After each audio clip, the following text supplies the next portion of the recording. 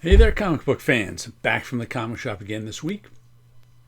And this week, pretty big week at the comic shop. I got 12 comics. That's twice as many as last week's 6. But we'll start at the top of the printer. Museum covers. We've got an Astonishing Tales. What issue is this? 17 Kazar cover. Dan Atkins. And Gemini beating up Kazar because he's got the strength of 2 people.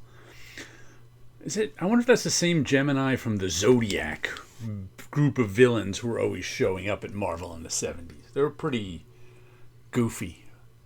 And this is Revisionary, issue number 2. This one came out in the early 2000s. I don't even remember it. There was only 2 issues of it. This is Eric J. Where is it? Oops, over here. Eric J. was the artist. I think he did some stuff for Rex Mundy, too, I think. I forget his name. But I had these 2 out this week just to look at the covers. I'm going to have to look through the inside of this. I never did because I don't even remember what it was about. Like I said, there's only 2 issues of it. Moonstone is the name of the company. Paul D. Story is the writer. Doesn't even sound like a real name. All right, what do we get this week? Department of Truth, issue number 32. Wow, this is up to 32. James Tynion. James Tynion the Fourth. Oh, a new artist. Ledizia Candonici. Jordi Belair is the colorist. Aditya Bidikar is the letterer. There's a designer there, too. This is the designer. Dylan Todd. This is the one that if too many people believe a conspiracy, it becomes true and rewrites history. So the Department of Truth tries to stop that from happening. Except there's all sorts of shady shenanigans going on there, too. And this has something to do with this woman in the internet, which is kind of like James Tynion's other book, that old World Tree. So this is sort of a story that kind of parallels his other book, World Tree. Oh, looks like there's a lot of internet screens going on in this one. I don't know what that all means. I saw some regular comic pages in here, too. So we'll have to see what this issue with a different artist means. Then we've got Exquisite Corpses, issue number 3. Who's writing this again? More James Tynion.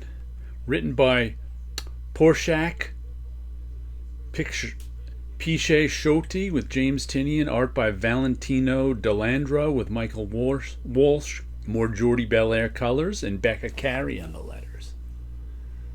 This is the one where 12 families really secretly run America, and every 5 years they have this contest to see who's going to run the 12 families, where they all get assassins and go into this small town, and the assassins all kill each other, and whoever's left at the end wins.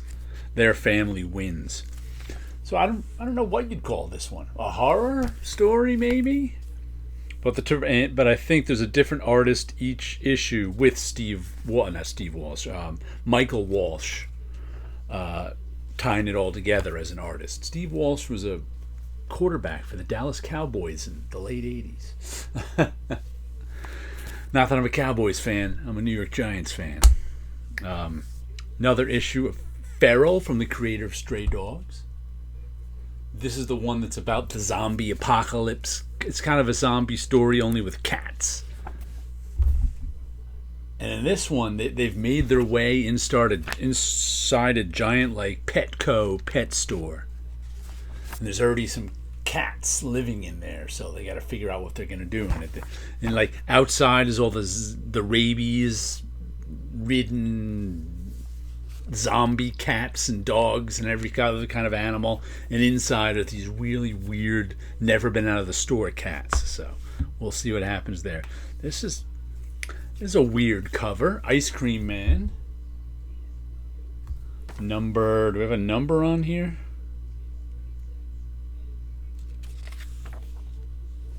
Ice Cream Man, number 44. There's a 44 up there.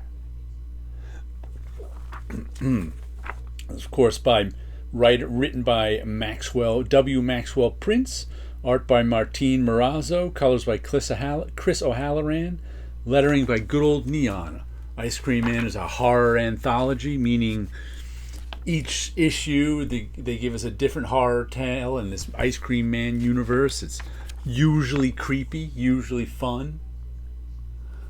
I guess this is about a guy who works at an office. Holt personnel file.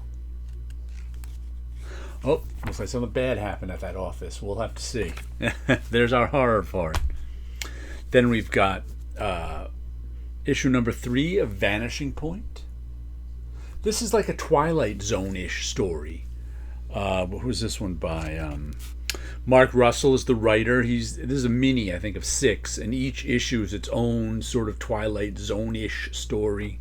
Last one had to do with the Jetsons, and they're both kind of, first and second issues were both kind of sad.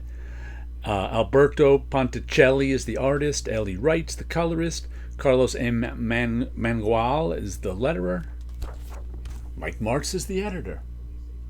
Enjoyed the first 2 issues, so I put it on my pull list. We'll see how this goes. Well, it's flipped by a cover for another. I don't want to show the last page because I haven't read it yet, but I like that cover there for Vanishing Point.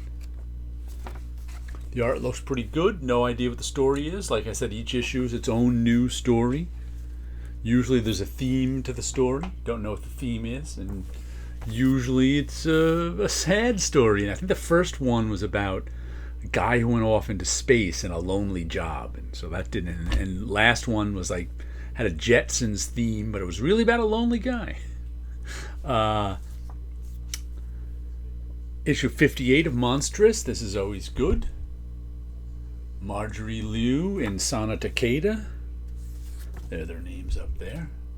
58 issues of Monstrous. So I've been reading Monstrous since the very first issue. It's terrific stuff. Matter of fact, I think I have I don't know when it's coming in. One week I ordered a foil. They put out a facsimile of Monstrous #1 with a foil cover. I was like, you know what? I'll add that to the Monstrous collection. Why not? Image is putting out a whole bunch of facsimiles of their first issues, but Monstrous, I think, was the only one I ordered. This one's been woman with a high fantasy story, all sorts of war going on between the humans and the animal people, and the old gods are these monsters, and battles and stuff. It had kind of a slow burn all the way up to like issue 30 when the big war started. And it's been a lot of fun. That's one of the old gods right there. It's been good stuff. Then we've got the Scott Koblish cover of New History of the DC Universe. There we go. It's a wraparound.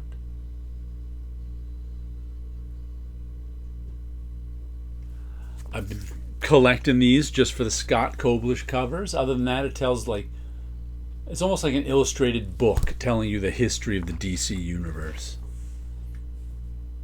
First issue was all the stuff that happened thousands and thousands of years ago.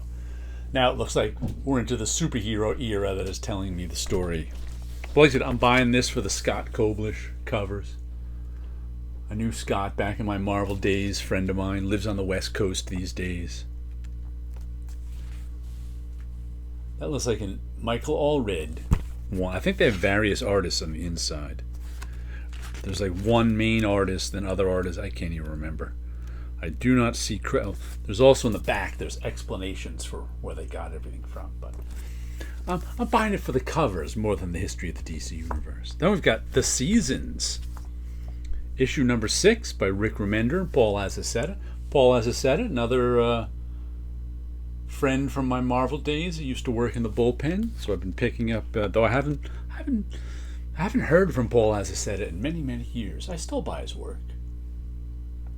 I don't even think he's on social media much. Rick Remender, Paul Azaceta. Who else is doing this? With Matthew Lopez. The redder, Russ Wooton is the letterer. This is a story about these four sisters, all named for the seasons: winter, summer, autumn, and spring. And the youngest one, I think, is when I can't even remember. Autumn is the youngest one. I don't even remember, but she's the main character in the story. And their parents disappeared, and there's this crazy carnival and mystic stuff, and people get captured by this mirror that they look into, and it gives them their wildest dreams, so they never stop looking into the mirror. And wild stuff going on in seasons. We'll see have to see what happens next. Then we've got Xander Cannon, Sleep. Issue number 3. Xander Cannon used to do, what was it, the prison. All of a sudden the name just flew right out of my head. The Monster Prison one. And he falls asleep and something bad happens. Giant Kaiju Max, that's the name of it. And bad things. This guy just, when he's asleep, bad things are happening in the town. Giant monsters are attacking. He thinks it might be him. He doesn't know. This one's just been weird. It's been kind of like slice of life with some paranoia in it. So we'll see how issue 3 is, but I trust Xander Cannon to pull off a story. Speaking of trusting him, here's Stan Sakai, Usagi Yojimbo.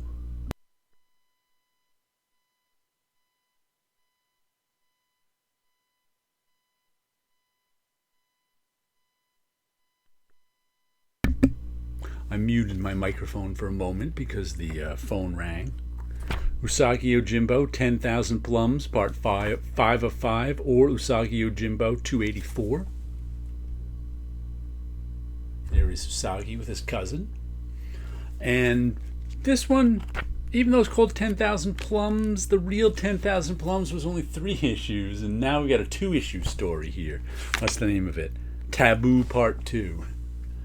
So though they're putting these out in like trade paperback segments, they're not really all like 5-part stories. This is a 3-part story and a 2-part story. But Usagi's always good. I'm always down for the Usagi. I've been buying it since, 1986, I think. So I always look forward to an issue of Usagi. And then the last thing I got, I cannot remember what it was about this that I liked, but it's Circuit's Seduction Revenge. Bondage cover. Put that in your price guide.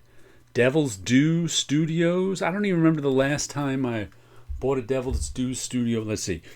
In 2049, a tech billionaire and not-so-secret criminal finds himself hunted by his own hacked pleasure droid, and the past returns to haunt him in this full-throttle, action-packed, erotic, mature reader's cyberpunk debut. Perfect for the fans of Westworld, Ex Machina, Kill Bill, Black Mirror, The Raid, and John Wick. Script, Josh Blaylock, Antonio Baldari, art, and a whole bunch of people on art assists. Letterers, Sean de Pasquale. Said, I don't know. Something about this caught my eye in Final Order Cutoff. So I figured I'd give it a read. We'll see how it is. It's an expensive one, too. $6. That's probably why I was like, do I really want to buy? Like I said, for me to pay $6, something about it had to catch my eye. As you can see behind me, I started a new painting, but first we'll show you. Oh, I put a little piece. I had to put a little piece of tape on the back of my Dreams of Things cover because it kept falling over. This is Dreams of Things 289 we're up to. I'm just about to pencil 300. I'm going to have multiple 300s, but that's another one of my, I've been doing some stacked ones this year, all into last year. Just a sort of stacked image with a face down the bottom, heart and eyes, lips and eyes up top. I mean, this is kind of the stacked cover design because I got some I got the logo on the top, some I got it on the side. I think I'm doing stacked ones. Kind of like lots of orange and blue in that one. I like it how it came out. And over here you can see it's gonna take me a while. I didn't count the day I put this. A couple days it took me to get the pencil sketch, but I was only working a little. But yesterday I did all the purple line. Today I put this color down. You can see it takes, it took me 6-7 hours to just put that color on there. So it takes a while to paint. I don't think people realize how long it, even just flat color. It's not quick because there's all sorts of stuff with brush strokes I have to do too. But this is day one after the color painting on there. I think maybe I can get the rest of the base color done tomorrow. We'll have to see. I show some of this stuff off on my Patreon too. If you ever want to see it, just click on the link below. But there you go. Some artwork, some comic books, and you guys have a good week out there.